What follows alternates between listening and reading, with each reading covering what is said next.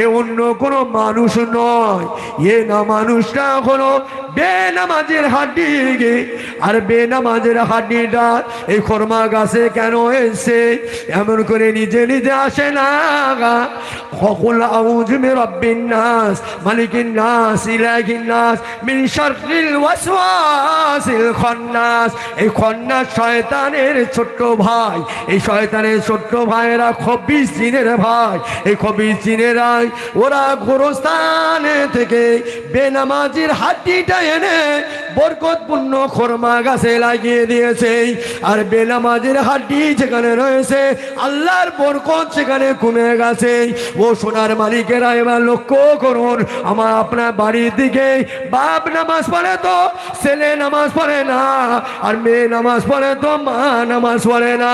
বেনামাজি আছে কি না?